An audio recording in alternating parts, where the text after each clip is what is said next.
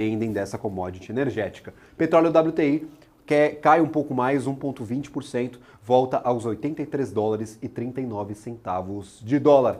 Paula, esse é o panorama para o mercado até então. Lembrando, as negociações vão até às 5 horas da tarde. Valeu, Gabriel. Obrigado pelas informações, esse giro de mercado muito importante, trazendo aqui pra gente. E agora, 12:12, eu já quero chamar nosso próximo convidado, o Henrico Cozzolino, sócio, head de análise da Levante Investimentos. Henrico, sempre um prazer falar contigo. Muito boa tarde para você. Bem-vindo mais uma vez aqui à BMC News. Prazer é meu. Obrigado pelo convite. Boa tarde.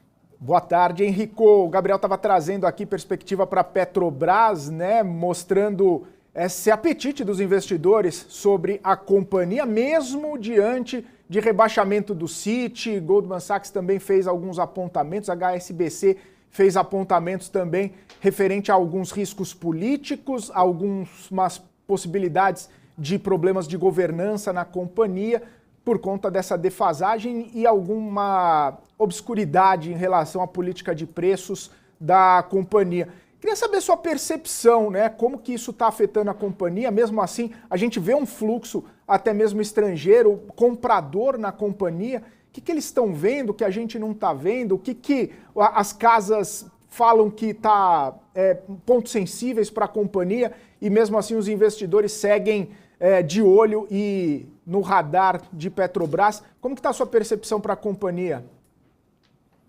Perfeito, obrigado. É sempre muito interessante, né? A gente olhar a Petrobras, eu explico, né, para os nossos clientes, é como aquele médico que pega um caso difícil, né, desafiador, quando a gente usa qualquer modelo, né, de avaliação ou tenta entender algumas premissas, né? O caso de Petrobras tem uma questão de ingerência muito grande e essas diferenças em análises e em preço justo para o ativo, né?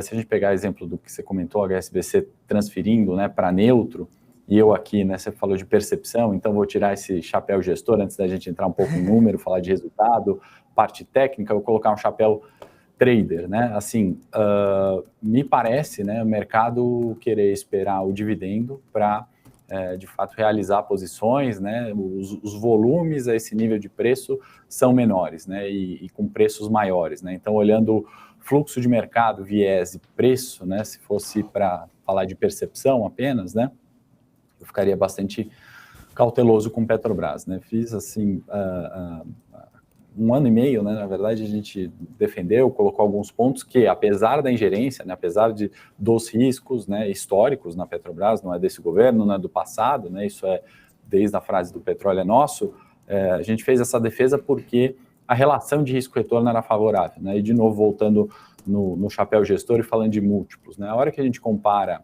com empresas ali do setor e comparáveis, né, em modelos clássicos de avaliação, a gente vê o desconto histórico, né? Aí começa o desconto comparativo, né? Só que aí começa o problema na Petrobras, né? Aquela petrolífera que, com a alta recente do petróleo, não acompanha, né? O valor da empresa não acompanha, né? O declínio, obviamente, dos lucros que a gente viu tem, né, um reflexo ali de um período conturbado econômico, declínio de preço de petróleo naquele período e margens comprimidas, né? Mas eu acho que é o mercado, né, sinalizando, não agora, né, mas historicamente, nesse desconto relativo, que a ingerência política é, sim, um problema muito sério para a companhia, né? Então, na virada do ano, foi uma destruição de valor grande, né? E a gente vê o que traz esse caso, né, como difícil, né, e uma análise sempre muito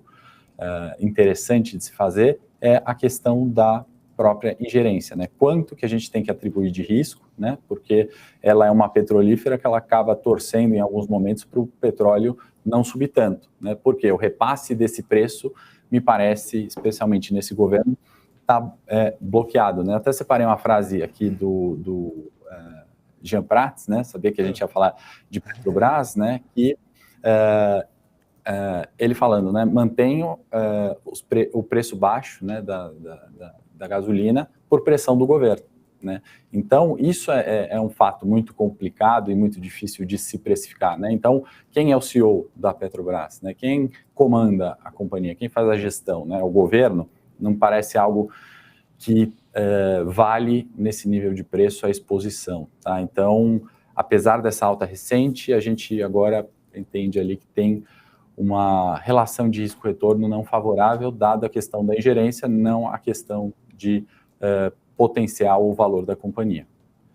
Henrico, você que citou uma frase do Prates, eu me lembro de outra, ele falando, a companhia não está perdendo dinheiro. Mas quando você muito bem explicou, né, que fica difícil de fazer uma análise quando não se sabe exatamente quem que é o CEO, como que é a política de preço. Aí, no chapéu que você falou, no chapéu de analista que pode fazer algum tipo de recomendação para clientes, olhando essa falta de transparência, se a gente pode falar assim, é melhor para o investidor manter distância e procurar outras possibilidades, mesmo sabendo que a Petrobras tem um histórico, pelo menos nesse ano, de uma grande valorização, uma grande distribuição de dividendos, e inclusive com a mudança da política de dividendos ainda segue acima de alguns pares internacionais, podendo distribuir grande parte dos seus lucros para os clientes, para os acionistas, perdão. Mesmo assim, é interessante não manter proximidade, né, um afastamento dessa companhia? Perfeito, é uma excelente pergunta, né, e é parte do nosso dia a dia, né.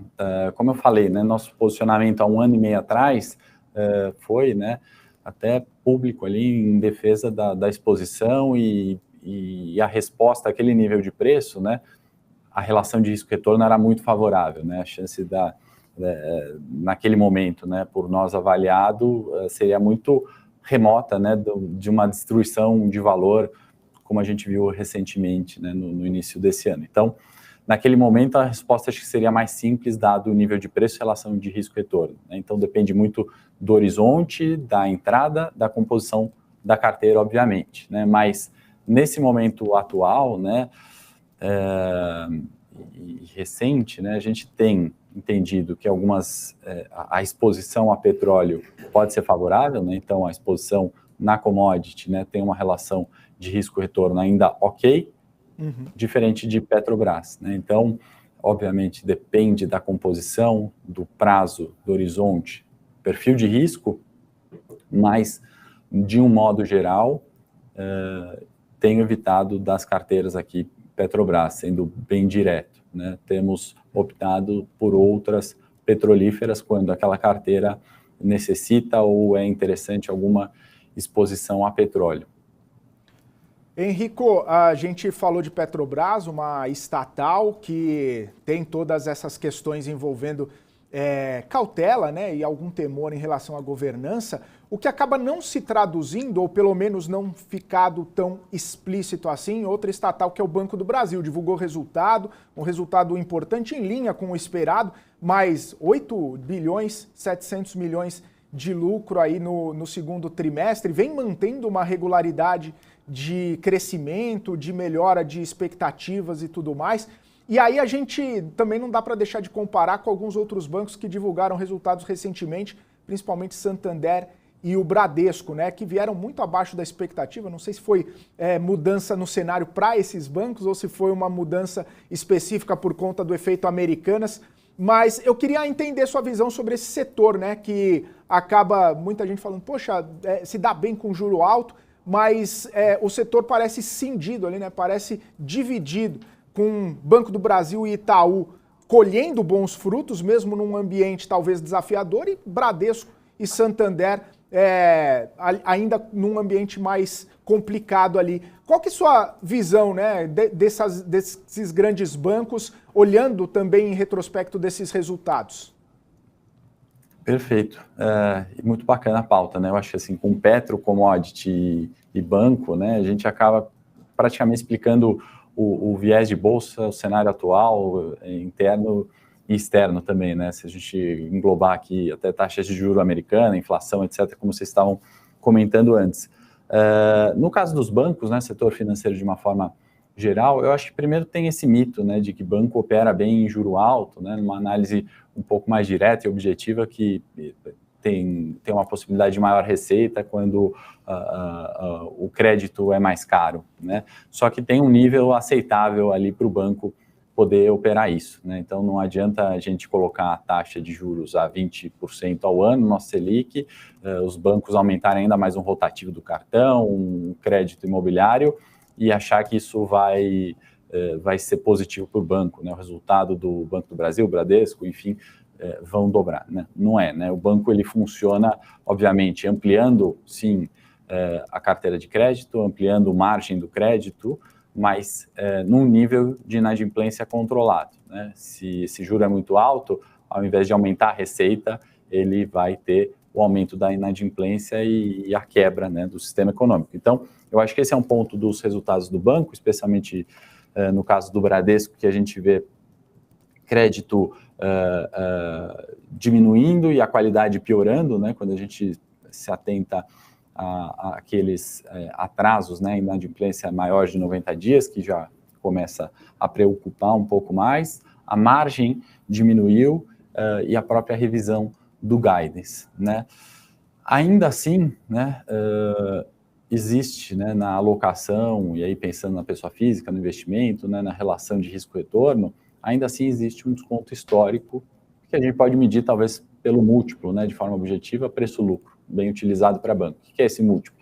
Pegar o preço da ação, divide pelo lucro do banco dividido pela ação, né? Lucro dividido pela quantidade de ações, né? Você vai ter um múltiplo de referência que a gente pode comparar os bancos entre si. O Banco do Brasil ele ainda é o mais barato nesse múltiplo, né? Só que a gente vem num cenário de melhora do preço da ação, né? De uma valorização para aqueles investidores do setor financeiro que no curto prazo, né, agora vem o choque de realidade, vem esses resultados menores, vem esses lucros diminuindo, como você bem disse, seja o impacto da Americanas, né, no trimestre atrás, especialmente em todos os bancos, o Bradesco com um grande destaque, novamente nisso, destaque negativo, dada a exposição a esse devedor, e agora também o aumento da inadimplência, né? Então, esse múltiplo, né, que ele é historicamente barato, né, a gente está falando do preço da ação dividido pelo lucro, então se o preço da ação é 100, o lucro é 50, você tem esse múltiplo 2, uma divisão simples, né? Estou exagerando aqui só para ficar fácil a conta. Agora, se o lucro desse banco ele diminui, né, então vamos colocar o preço da ação estável em 100 e o lucro, ao invés de 50, a gente colocar 10, né? O múltiplo aumentou, ele foi para 9, né? Então, veja, você tem um múltiplo que volta para a normalidade, né? Volta para o padrão histórico, né? Mas não necessariamente uma valorização da ação, né? Pela diminuição do lucro. Então, ainda que eu acho que faz parte, né, esse momento de expectativa de retomada, né, desse início de ciclo de cortes, normalização da inflação, né, e faça parte, né, eu acho que em linhas gerais ele veio dentro da nossa expectativa, esse resultado de Banco do Brasil, de Santander, Bradesco também, né, e era um resultado fraco, né, se comparado a outros trimestres. Eu acho que esse resultado fraco ele faz parte desse ajuste que a gente está vivendo, né? Então o crédito, né, é cíclico, né? Os juros, o corte, a expansão, né, ciclos de corte, os ciclos de expansão de juros, eles são inerentes à economia, né? Na nossa história recente aqui, né, de Brasil, toda vez, né, que o Banco Central iniciou um ciclo de corte de juros, a gente viu uma apreciação dos ativos de risco, né? Obviamente, a pergunta do milhão é se esse ciclo de corte de juros realmente se inicia, né? Aí a gente vai entrar numa questão macro, justamente de inflação, reflexo economia americana e China, né? Então, assim, não é um resultado ruim, fraco e no sentido de não vou ter bancos nas nossas carteiras, não vou ter setor financeiro. Eu acho que pelo contrário, né? Se a gente comparar, né, Petro e banco, a gente tiver que